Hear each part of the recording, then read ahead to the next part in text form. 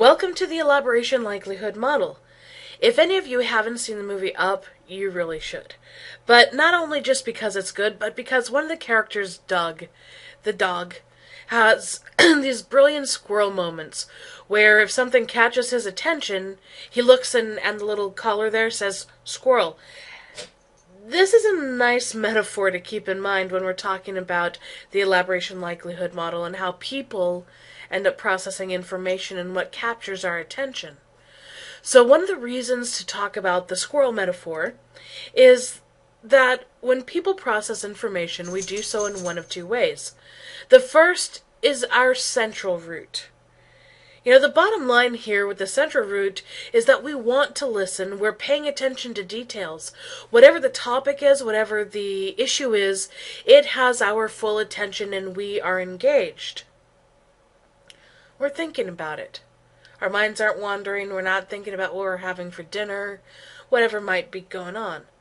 So obviously, we can't be engaged 100% of the time. In fact, today, our brains would go into overload because of all the messages that we're actually exposed to. So the other way that we process information is through the peripheral root. The peripheral root is about the message catching our attention. These are our squirrel moments. So we still may not be engaged, but at least it has our attention. We've seen it.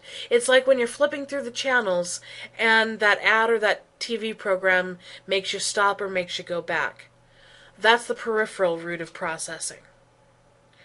So with the elaboration likelihood model, the model's assumption is that the central root is the best route to actually lead to behavioral change. That is, the best way to persuade is if you have a message, a product, or whatever worth pitching.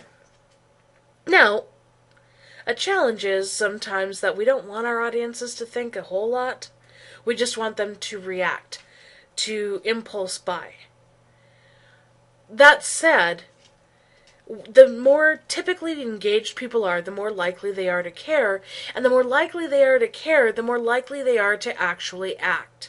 That's why the central root, according to this theory, is the best way to predictably determine whether someone is going to be persuaded. And how that happens is through the model's steps. So let's take a look at central processing, and we'll start there. We'll come back to the peripheral route, but we'll start with the central route. So we start with a high involvement message. In the central route, that's what we're most interested in. If someone is centrally processing, they are looking for messages that are detailed, involved, that require careful scrutiny. These are the homes of our messages. It's the more engaged we are, the more attention that we're paying. That's what the high involvement message is all about. If you craft a high involvement message for a persuasive campaign, that means that you're trying to get folks to read more, to pursue more information, really to investigate it to the fullest potential.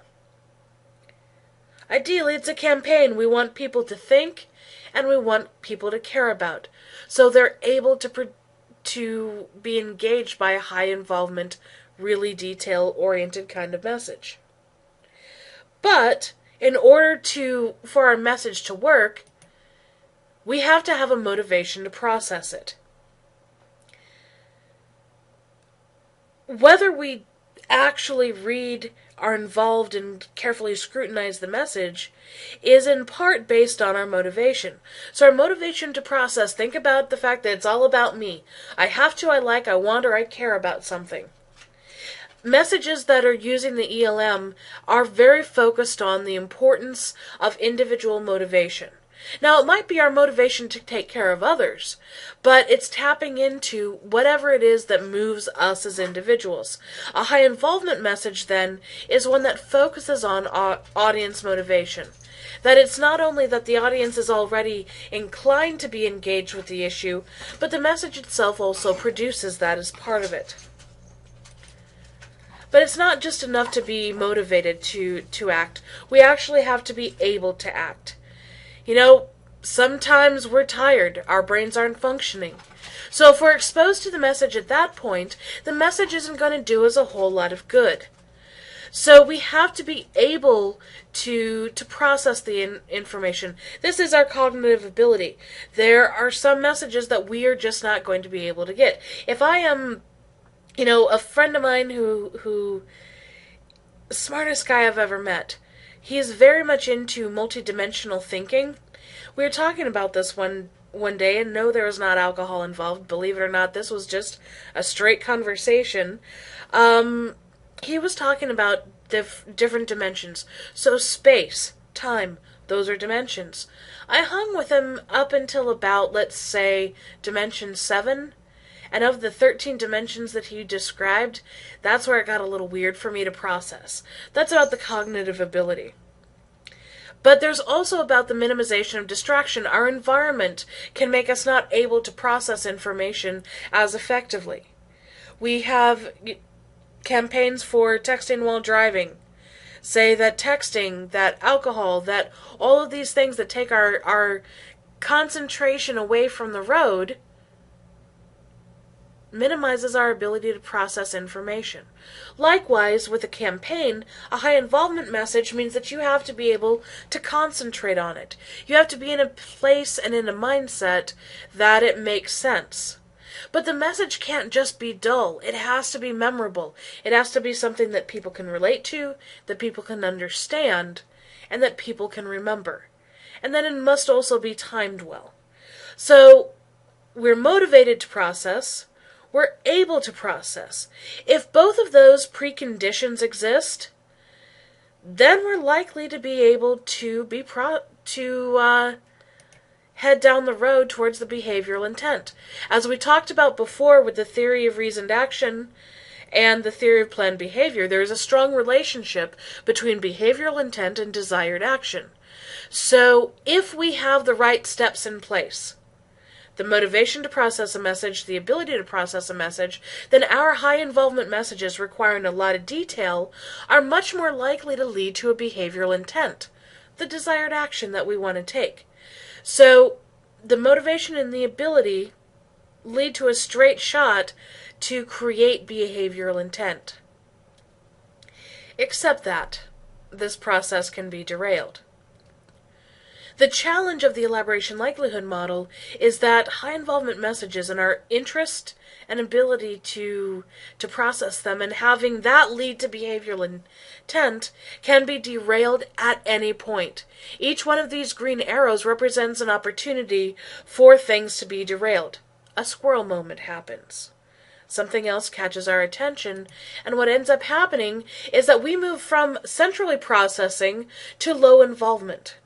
When this happens, it can lead to the failure of the message. As soon as we're no longer thinking and concentrating about a message using an elaboration likelihood model approach, we're probably going to fail. Remember, it's about the central processing. Our assumption is that we can persuade people if we have them thinking. So then what happens? This wouldn't be a very good theory if it was so easily derailed. Well, this is where we go back to the peripheral cues. The peripheral cues themselves can get us back on the straight and narrow, as it were. So peripheral cues are our squirrel moments. These are the things that once again recapture our attention. I'm going to move through each of the types of peripheral cues, and then we'll come back to the model. So the first one is reciprocation. We can send a message of, I'll scratch your back if you scratch mine. This is really the first of those kind of backdoor strategies to get someone back on the road to being a central processor. If we can capture their attention with reciprocation, with gift giving, with, hey, we've done this deal for you, you should do something for us now, then you have one option in getting into it.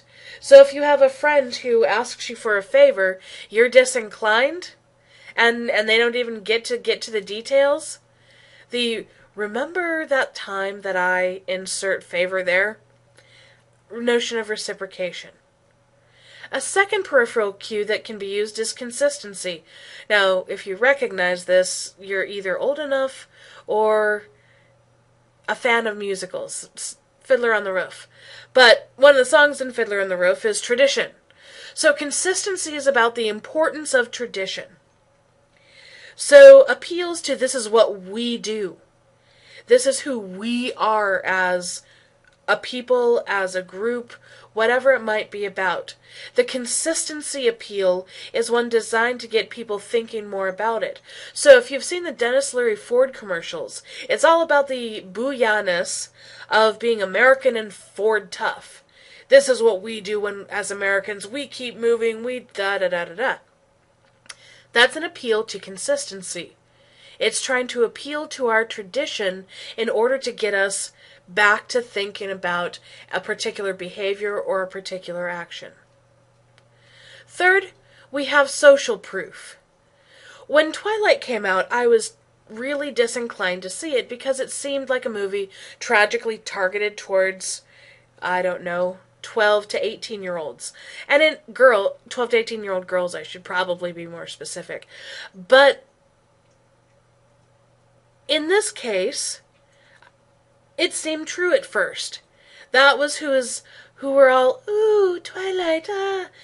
And then as the second movie came out, and a little more information came out about him, what ended up happening was that outside of the preteen and teenage girls, women from 30 to 40 were the second biggest demographic who liked it. And so people started watching it. No doubt it started with the mothers of some of the girls, and they said, hey, this isn't bad. So they started telling people, more people saw it. The social proof coming in peer pressure, social proof can come in feedback, it can come in reviews. In the case of movies, not Twilight, but nonetheless, in the case of movies, it could come in the way of Oscar nominations. So, Twilight was released a few years ago. I finally came around and over Christmas break, watched it, and alarmingly liked it. And so I watched the second one, and liked it too, and the third. So the social proof, that's something that may take a while to work. But it's something that if you have people whose opinions they care about, or credible sources, or enough feedback, it can be an effective way to get someone to reconsider a particular behavior. Now, outside of social proof, the fourth peripheral cue is liking. Now, Iron Brew, if you've never been to Scotland and never had it, is an incredibly sweet soda. For people who like Mountain Dew, you'll probably like Iron Brew. But their entire campaign is based on humor and based on a strong Scottish identity. Because it is not just a British beverage, it is a Scottish beverage.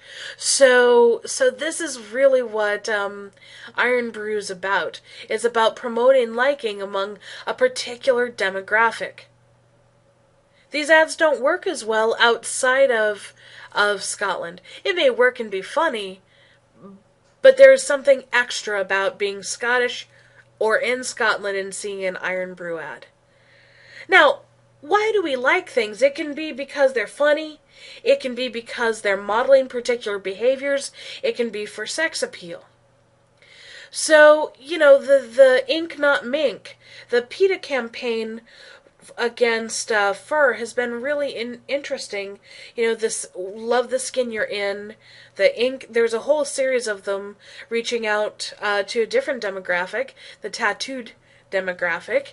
Using someone so Corey Hart is an X Games guy and also tattoo dude. So there's a potential here for both the sex appeal and the modeling. The modeling probably for, the average X Games viewer, younger guys. The sex appeal because the guy's not tragic looking, and if you happen to be in tattoos, bigger bonus yet. So liking is about trying to figure out what your audience actually is into. And making sure that you're trying to use visuals, you're trying to use slogans, messages that really catch their attention. That are going to make them relate or make them want to be, or whatever the case may be. Liking is probably the one that's used the most often in terms of commercial advertising. That's the way that they're trying to catch our squirrel moment. But you can also use kind of a corollary, but something uniquely distinct as a peripheral cue is authority. Finding someone that we respect, that we like, to tell us to engage in a particular behavior. So that's why we a lot of times see people who are respected, like the First Lady, speaking about particular social issues, being advocates, engaging in action. These are the folks that we're trying to get the viewers to follow. So that's why the appeal to authority can be a route back to central processing. And the final peripheral cue is scarcity. The doorbuster sale, coupons while supplies last. It's based on both value and availability. If something seems like it's scarce, like it's hard to come by, it seems better. It seems like you should go do it, go get it, whatever the case may be. Scarcity, authority, liking, social proof, tradition. These, and of course, the reciprocation. These are all components of the of the peripheral cues to try and get back to central processing. So how does it work? Well, we know that this process can be derailed at any point. We come over to the left side of the screen with low involvement. Well, the low involvement message is designed for the low involvement audience. The low involvement message invokes one of these cues or a couple of them. Now, if that works, then you go to a peripheral attitude shift. You catch someone's attention. You make them want to pay attention. So no matter where in the process it was derailed, you get them back on course. If the cue doesn't work, if it's not well designed, you still can lead to message failure. But this gives you a loop back onto the road. And that's the most important thing about the elaboration likelihood model, is that it says, persuasion is not a one-size-fits-all kind of proposition. It's also not a proposition where things go perfectly all the time. So a big part of understanding what persuades people is understanding where they're getting off the road. Is it that they're not motivated? Well, you can create a peripheral cue that motivates them. You can help them understand an issue in another, more simple way. Or you can focus on engaging their behavioral intent, making them cross that last threshold to saying, yeah, you know what, I understand it, I'm motivated, I'm going to make the decision to act. This is one of the reasons why the elaboration likelihood model is not only used for health campaigns, but for a lot of advertising. This is probably one of the most dominant approaches in advertising, because there's so many ways to address so many different types of audiences with it. At a bigger scheme, understanding that targeting your audience, no matter whether it's this way or with another theory, it's all about targeting them specifically, understanding them, knowing what matters to them. All right, have a good one, folks.